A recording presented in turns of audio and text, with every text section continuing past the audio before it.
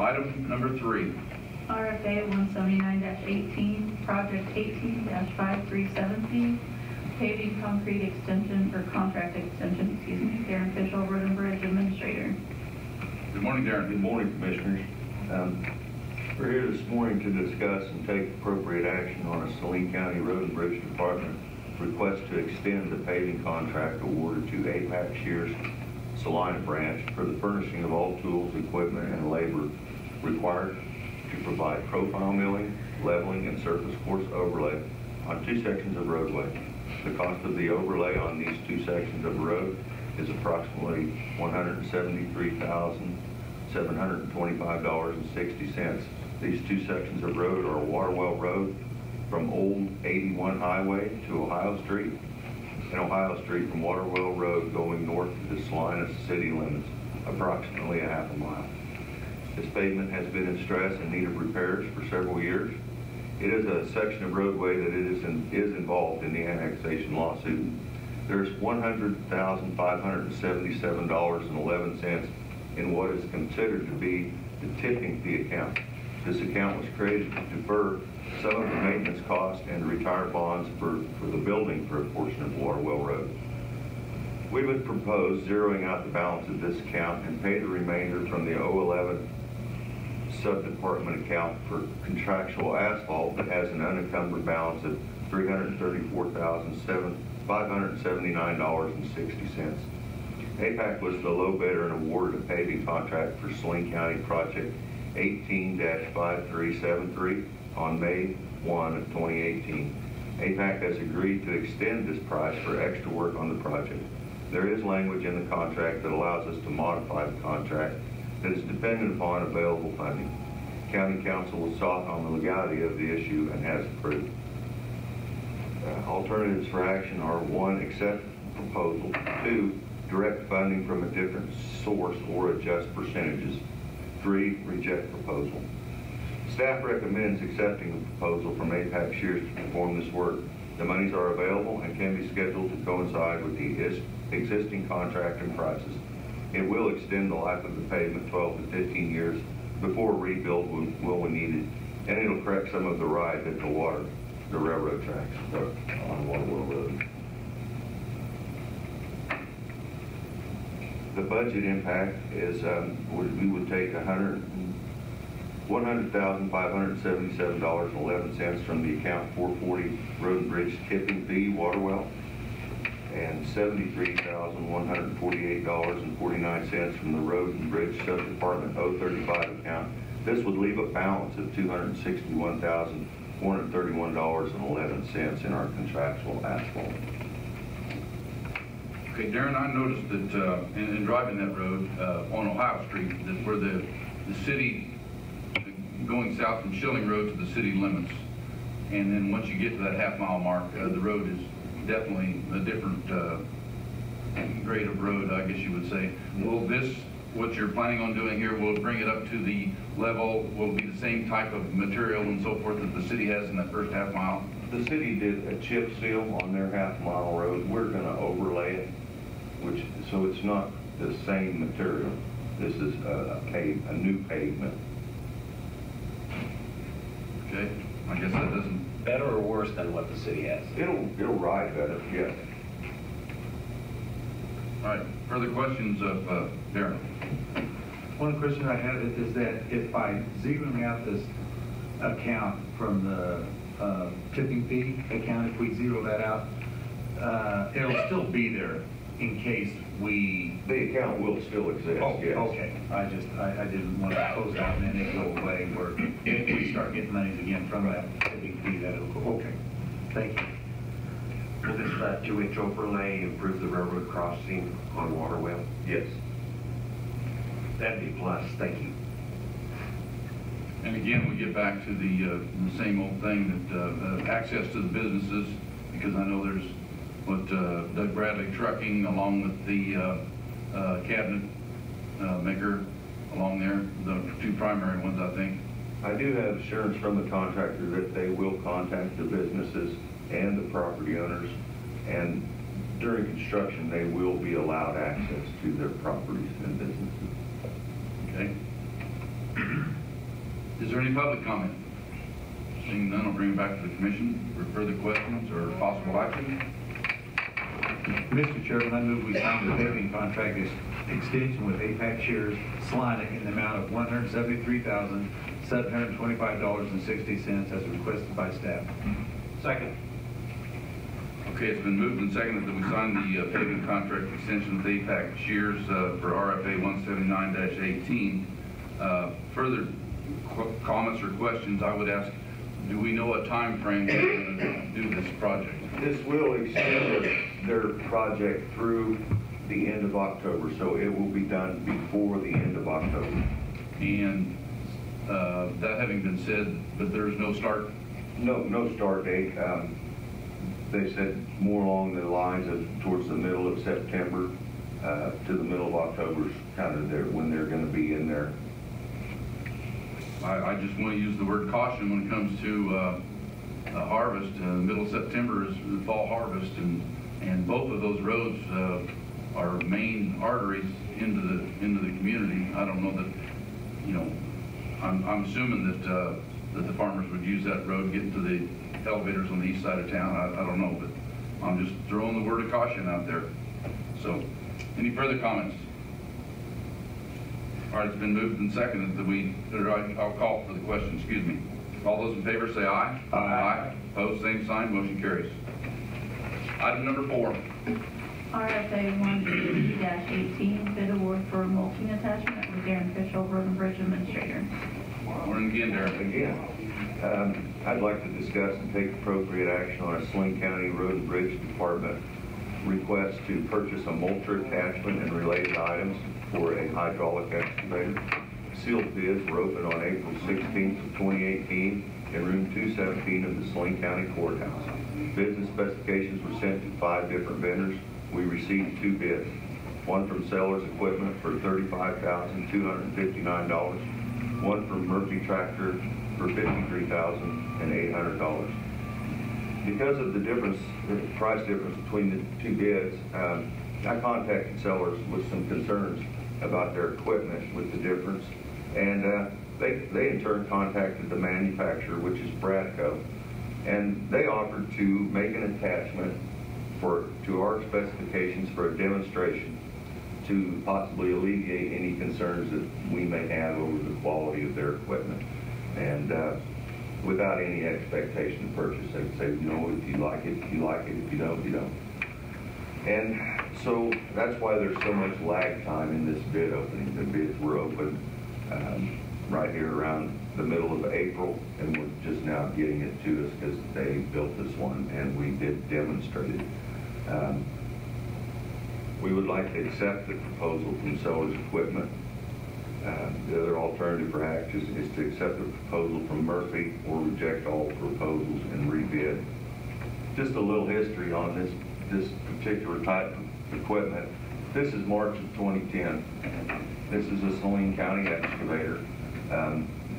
It was operating a brush attachment, and it blew a hydraulic line that was next to the exhaust manifold.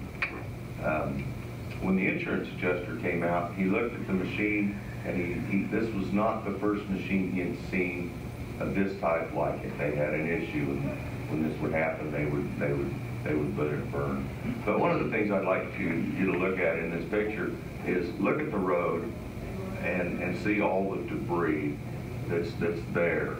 The equipment that we had would throw things everywhere, so it was very dangerous to work around. One of the things it would throw are those little knife cutters around that disc.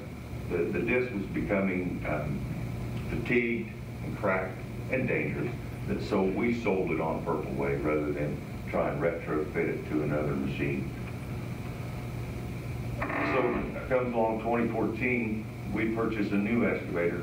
This excavator was, when the specifications went out, part of the internals was the capability to operate this type of an attachment with a few little additions later on. This is the mulcher that Bradco manufactured to our specifications.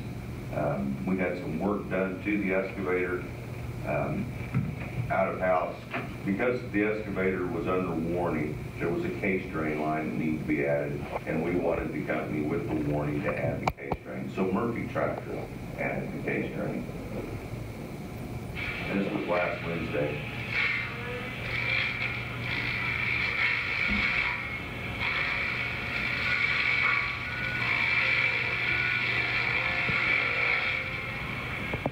This is designed to throw the chips to the ground and mulch them, so there would be no need to ever go back and burn them.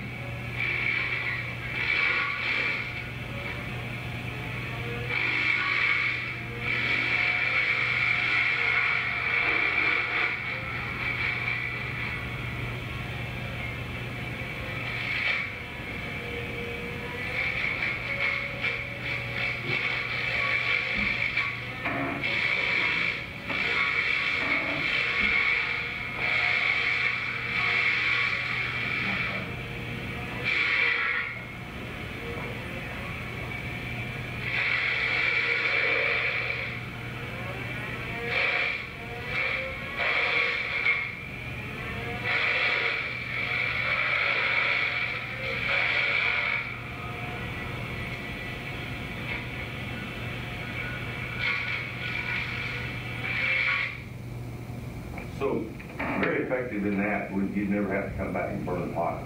It mulches it up into chunks about that size. And from time to time, we have to cut down a tree, and we can't grow the stump out. This here also does that.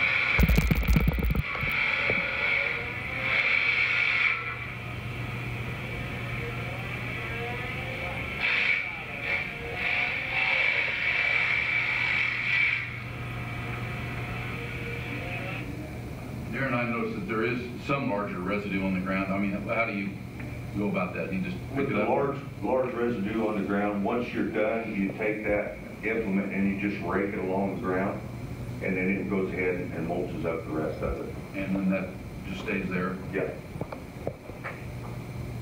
Well, that's a pretty impressive demonstration as far as I'm concerned. I had made short order of that, the issue there. And so when you think of time and being efficient, we don't ever have to go back. I'm not going to say ever, because we get areas like this. We cleaned these trees out here about 5 years ago, and they were all grubbed out of the ground. And so these were the seedlings that were just 5 years old.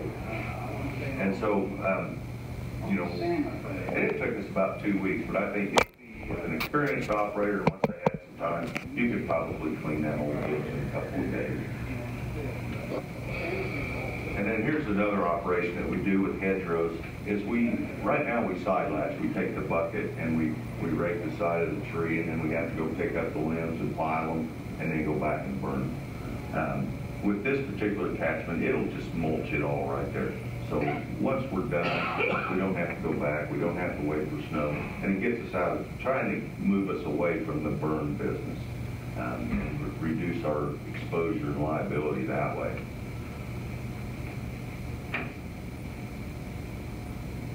So now we have the appropriate equipment to operate this type of equipment. We would like to purchase this demo unit. It was made to our specifications, and it's here. We're going into tree season, so which is here in a couple months, and so it would be here and available to use. The budget impact is the 011 Road and Bridge Capital Outlay account has a current unencumbered balance of $67,657. And purchase of this equipment will leave a balance of $33,398. Now, the actual purchase price is $34,259 because of the work that we had Murphy's do in putting a case drain so we can operate this. It was part of the bid, so they took that $1,000 price they had for putting that case drain out of it. And the purchase price also includes some forestry attachments for the excavator to cover the glass in case some chip or something ever comes down and doesn't get in the operator's face. And piece for the cab, keep things from falling. Again, I think that that demonstration video was pretty impressive. Obviously, we've cut down on labor and intensive things in addition to the debris and safety and so on and so forth. So that having been said, I'll open it up to the other commissioners who wish to comment. Darren, you have an idea of the life expectancy of this? You know, I would imagine 15 years. Now, it will take some maintenance during that time, you know, but the warranty is a year from head to toe, and then the bearings on the end were for 1,000 hours. One of the things that I'll expand on just for a moment, it has been a long time since Saline County has done business with the homegrown Sellers Tractor Company.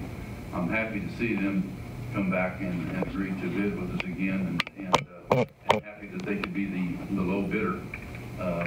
And I really like to see money be able to stay in Saline County. So I want to thank the Sellers people for taking the time to demonstrate this and come up with a product and a price that'll help out Saline County as well as Sellers Tractor Company. So that having been said, is there any further comments? Yes, I want to thank you for inviting us out there to a demonstration and everything. It was really interesting, really cool. And what was really neat, and when you just talked about that area right there that you said that you had just done 4 or 5 years ago, then in talking with staff and everything else out there, I think it brought to my attention is that one of the things that we really need to look at as a county is that once you've got these areas cleaned out, done, and you've spent the time and the money, the efforts to clean those alleyways back out, that somehow that our weed department is able to spray these trees and keep them done instead of coming back every 4 to 5 years to do that. If there's any way to do that, to me, that's what I would like to kind of see down the road is that we're just to think 4 or 5 years ago that we spent all of that money to build that ditchway and clean that out, and we've let it get back to that area. But that's what I'd like to see is us look down the road once you've got this all cleaned back out. Once you've cleaned these trees out like that, you'll have to come back and redo these trees, I know. But where you've cleaned up the big ditches and stuff like that, I'd like to see that. Let's look at the other ways that help involve the weed department and help them get more involved in that too. So, but thank you, because that was a good demonstration. It was. I think it'll be a good asset to the county. Darren, does this implement allow you to get to ground level with like those saplings that were coming up? Yes. And at that point, could mowers be put in there to maintain that and keep the trees from coming back? Not on that particular ditch. It's steep. A mower would have difficulty mowing it, but they would be able to make one wing pass on it. And the other thing, you can get down to ground level with it, but then you can go treat that stump. But typically it'll grow back up. But we do treat them when we just cut them off. We treat them. I think that was the crux of Jim's question was how low to the ground can it actually get? Yeah, it'll take it below ground. And in talking to the sellers, the sales reps out there, it's like one of the things is like they see the teeth on them are rated for 300 hours. And depending on, of course, it depends on what type of wood it is, but some of the staff even talked about once you get into it and getting down in the sand and the rocks and stuff like that, it eats away at those life hours of those chipping teeth. So that was one of the other neat, interesting things about that also. Ground conditions and soil are something you have to look at project to project. Or cottonwood versus hedge. Yeah. All right, I'll call for any public comment. Seeing none, I'll bring it back to the commission for possible action.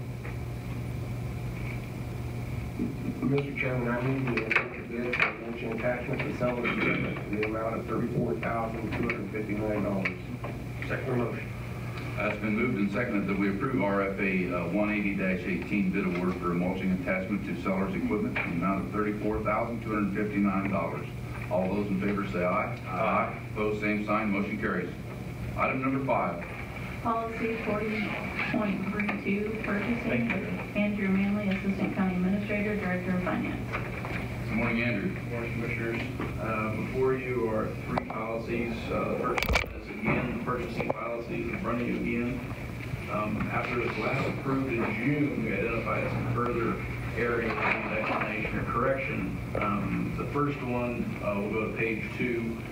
Everything that has been changed has been highlighted. The first one we'll focus on is the red.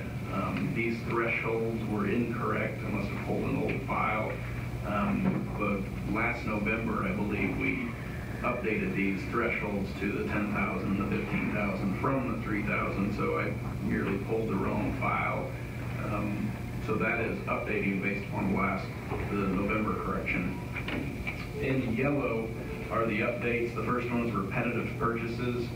This language was misleading in the last document. Now it reads what the intent was: repetitive purchases that are expected to exceed the certain threshold in the fiscal year must follow that higher threshold. That was the intent of the repetitive purchases, so we just kind of clarified that with better language. That is in the level 1 and the level 2. And the asterisk, departments must receive county administrator approval for purchase requests outside of their individual department budget, regardless of the amount. So what we were running into, we run into it all the time, was sheriff would purchase something out of the CIP account. That's technically not his budget, so he would need to come to the county administrator for approval. And if it meets certain thresholds, again, if it's over 15,000, then it will come to the board as well. So we didn't have any language in there before or any type of process for those departments to purchase outside of their budget. On to page 3. The only thing that changed here was and will be signed by the chairman of the Board of County Commissioners. Originally, it just said the Board of County Commissioners will make the final award. We wanted to have the language that it will be signed by the chairman. Sole source at the bottom of the page. Sole source was there in the original.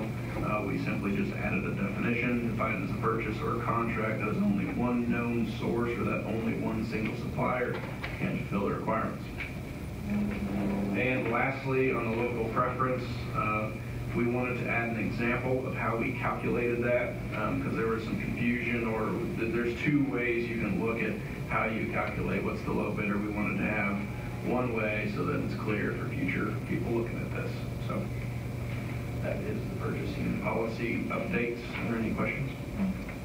I like the clarification, of how we're going to do it, and this leaves no room for interpretation, as opposed to it's there and it's in black and white, and it has to be signed in the appropriate manner.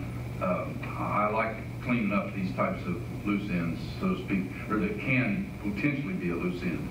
So thank you very much for attention to detail. Further questions from the commissioners? One of the things is back to this original on item 3 on the purchasing of level 1 there, when you said repetitive purchases that are expected to exceed. Is there any way that that can be misconstrued by a department head about expected to? I'm thinking that kind of leaves it open out there where, I didn't know it was going to be expected that I was going to have to order this 3 times this year, and all of a sudden the first bid come in at $6,000, and so they purchased it now. I mean, is that how we want that to read? There's a lot of different ways, opportunities to, do that sort. But the idea is, if that happens, we'll talk to the department head and say, just handle that individually. I don't see a lot of the big issue with it. What we're trying to go after is, paper products. If you're ordering monthly for an entire year at $1,000 increments, that adds up. That's a repetitive purchase that you're expecting. But the one-offs, we'll handle those individually. Gotcha. Okay, that's fine. I keep reading this and I'm going, thank you. Thank you. Any other questions? Public comment? Seeing none, I'll bring it back to the commission for possible action. Mr. Chairman, I move we adopt the policy name and changes as presented.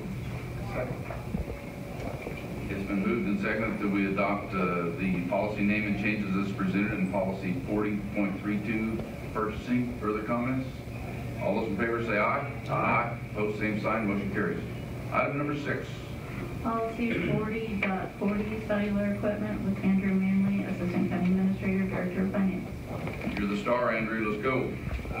This policy is the mobile device acquisition year. The next two policies are related to our cellular equipment and mobile devices. This one is in regards to acquisition. For all intents and purposes, both of these policies are, all of the content is basically brand new. I consider them a new policy. They did exist, 4040 and 4048 did exist before, but we've made some substantial changes, so I didn't highlight everything that changed because it would just be all be yellow. So for the mobile device acquisition, this outlines the policies and procedures for requesting a cellular device from beginning to end. The initial section under policy statement is about the justification of why an employee needs it. One, they need to spend considerable time outside the office or away from the workstation. And 2, requires the employee to be accessible to receive and or make frequent business calls outside of the normal working hours. That's the first part, is justification. Second is the process for requesting a cellular device. It starts with the employee and involves a supervisor, department head, elected official, HR, administrator, and IT. So it involves the whole gang. Let's see here. Lastly, to request it, the employee has to fill out the attachment, the Appendix A, which is page 2, the mobile device use request form.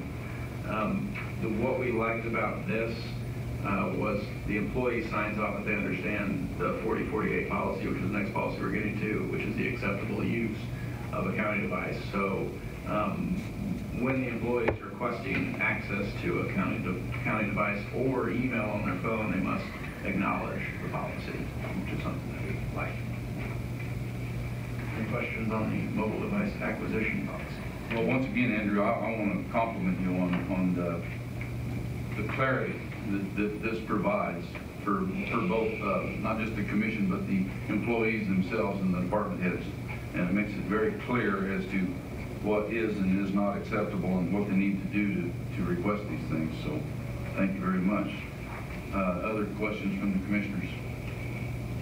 My only question, Andrew, was on approving or denying this, you have either or, the HR or the county administrator. That language was brought from the old form. Is there any intent on why there was either or is it just who's available? Who's available? You can communicate, lines of communication.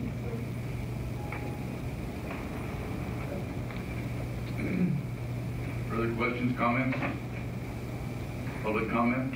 Seeing none, I'll bring it back to the commission for possible action on item number 6. Mr. Chairman, I move we adopt the policy name and changes as presented, policy 4040. Second the motion. It's been moved and seconded that we approve policy number 40.40 for cellular equipment to adopt the policy name and changes as presented. And all those in favor say aye. Aye. Opposed, same sign. Motion carries. Move along to item number 7. Policy 40.48, personal device acceptable use policy, with Andrew Manley, Assistant County Administrator, Director of Finance. Andrew? This policy is where all the meat and potatoes per se is at. IT and administration spent a considerable amount of time as well as a lot of input from staff on developing this policy. So the purpose of this policy is to find acceptable use standards, procedures, and restrictions for end users conducting official county business on mobile devices. This mobile device policy applies, but is not limited to all devices in the company media, both personal and county issued, which fit the following classifications. So when we were creating this policy, we understood the unique dynamic of today's use of technology. Many employees use their personal cell phones to conduct county business. While acceptable, this created some issues with open records requests and data retention. For example, texting, email on personal phones, business trips, etc. So our operations and our policies needed to capture this reality. So I'll brush over some sections that apply, or brush over some important details. You'll notice some of the sections will start out with For example, under policy, this section applies to both county-issued cellular devices and personal devices being used to conduct county business. So when somebody is using their personal device conducting county business, this policy will extend to them. Certain sections of the policy anyway. So under policy, this entire section would apply to both. So number 3, employees must use discretion in relaying confidential and sensitive information over cellular devices. Cellular transmissions are not secure. On the second page, number 6, conducting county business on a cellular device, including voice calls, text messaging, or email, is considered to be on the clock. Non-exempt staff shall be compensated for time spent required to read or respond to an email, text messaging, or calling pursuant to the overtime policy. So when we're issuing on the previous policy, the mobile device acquisition, that is a question that we ask because if you're a non-exempt employee, we need to make sure that you have need for it, because if you're using it outside of normal working conditions, you'll be compensated with overtime. So that is a question that we'll ask employees: are you exempt, non-exempt? Do you have a need? So, but we need to be clear with the employees that if it's not a need, they shouldn't be checking their email outside of work hours. So if I'm hearing you correctly, then a non-exempt employee who receives a text or wishes to text to whoever in the county will then be considered as being on overtime? That is correct. So that is the responsibility of the department head to instruct them. But if they're on call, for example, then they would be responding to text messages and they would be compensated accordingly. But you have a lot of non-exempt employees that are away from their desk. For example, the appraiser's office, when they're out, working on houses or evaluating properties, having access to them away from the desk is a priority. But come 5 o'clock, the department head should be saying, okay, you're not on call, you don't need to be responding to text messages, please don't. And I mean, how do we monitor that? I mean, do we actually have them bring their phone in so we can see what time they were on it, or how's that going to be monitored? And I mean, are we going to pay them for 5 minutes worth of overtime if that's what their phone says, or what's the? I might have to defer to HR on that question. I see Marilyn Leamer in the house, so I guess we will let Marilyn respond. It should be the responsibility of the department head to know what their employees are doing. I would expect many times it's probably going to be that department head or some type of supervisor that's reaching out to their employee for some reason. So, if they're signing off on approving their timesheet, they should review and see that overtime is indicated on there. I think I would caution us to move lightly in that direction, simply because, I mean, Road and Bridge would probably have people that would need to be on call and in emergencies, but there aren't many other departments that I can think of that need to be doing that. And even a 5-minute overtime is questionable as far as I'm concerned. So something I think we probably need to be conscious of. When we issue these devices, again, on that form they fill out, that's something that we stress with the employee is you are non-exempt or exempt. Come 5 o'clock or before 8 o'clock, if you're not on call, and you shouldn't. And again, like Marilyn said, a lot of the requests or text messaging or emails will come from the supervisor. The supervisor kind of dictates. Well, and I mean, I'll use it as an example. I had an afterthought, when it's 7:30 at night, I'm going to let Larry know this, and they text him something, Now they're considered on overtime. So, I mean, that needs to be really monitored, I would think, by the department head for certain, and HR and administration. My 2 cents worth. Just a quick question here. Is this in pursuit to any federal, state laws, regulations that's why this is in here? Correct. Excuse me. A couple questions, Andrew. First, relating back to what the chair was talking about. If Darren calls in, needs to have some signs put out because of flooding or something, so he calls up the crew, the sign crew, to go out and do this. One of them's unavailable, but yet he was contacted.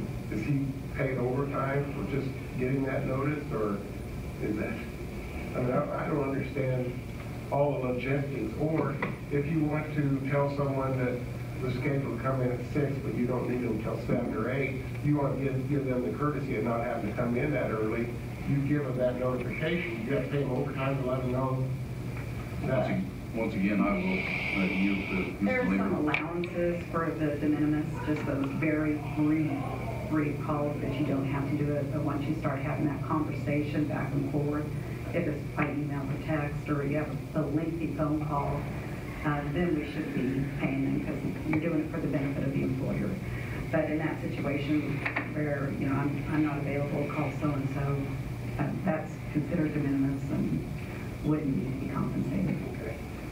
And on items number 4 and 5 on policy, I would assume that many of our employees are being contacted on their personal cells. We don't issue cell phones to, do they have to read and sign off?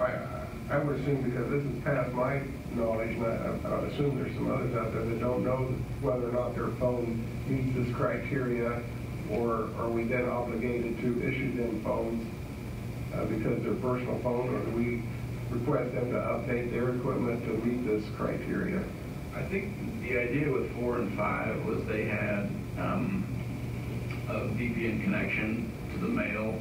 When they put email on their personal phone, that's when we require that their device locks after a minute. Most devices do. They'll have a password protection or Face ID or whatever it may be. But just making phone calls, we wouldn't require that level. I might be nitpicking this down too much too, so I'm sure there's a reason for all the verbiage that's in here. Good comments. I'm sorry. And just quick to that, in your response, Marilyn, is there any way to put that information that you just said, that in those instances, to put that in this language? Because I'm not reading that in here, and in that way, that person cannot come and say, I got this text and I read it, so I need 5 minutes of overtime, because of what you just said. It would probably make more sense to place it in the overtime policy, and the overtime policy says you will be paid for these things. So it would make probably more sense to put it into that overtime policy. And we can certainly, you know, discuss that de minimis type situation. I couldn't remember the word. Yeah. That's, I'm sure at your new hires, you go over these policies with them when they're hired on, and I would assume that your department heads have periodic refreshers on policy and procedure. It would take for an employee to go to their supervisor to express the need for the connectivity. So, you know, general positions, probably not. And Andrew's example of the appraisers, that's probably going to be a part of their orientation at the department level, is that we do expect to be able to get a hold of you when you're out in the field. And so let's go ahead and do the paperwork and get you approval. I think perhaps we might be playing the devil's advocate here a little bit in trying to create the worst case scenario.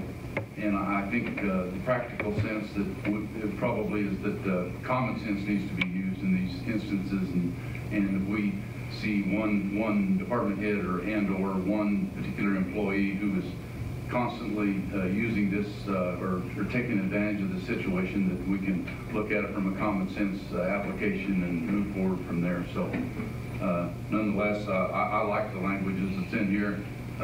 We probably can't cover every single scenario that might happen somewhere along the line. So I think we're in pretty good shape, but I certainly appreciate the concerns and questions of the other commissioners also. That having been said, any other questions? Any public comment? Seeing none, I'll bring it back to the commission for possible action. Mr. Chairman, I move we adopt the policy name and changes as presented. Second motion. It has been moved and seconded that we adopt the policy name and changes in policy number 40-.48 for personal mobile device acceptable use policy. All those in favor say aye. Aye. Opposed, same sign, motion carries. Thanks everyone for their input. That's the end of our regular agenda items. We'll move on to other agenda, other business or announcements. I will announce that I did attend the Airport Authority last week, a meeting of the Airport Authority, and they continue to be very busy out there. Employments are advancing. There's been a new, as everyone probably knows, a low rate involved for Chicago, $89 one way. There's a lot of action. They have most of their rental spaces already rented at the airport, so it's a very active place and a very important piece of action for the city of Saline and Saline County. Any other announcements? I will mention it wasn't on the commissioner calendar, but I will be attending the Farm Bureau meeting this evening, dinner, and also Thursday, Manhattan's KAC Regional School. I too will be attending the Farm Bureau meeting this evening. Further announcements? I will take a motion for adjournment. So moved. Second. Been moved and seconded to adjourn this meeting. All those in favor say aye. Aye. Opposed, same sign. Motion carries. We will take a short break and move on to meeting number 2 in the adjoining study room.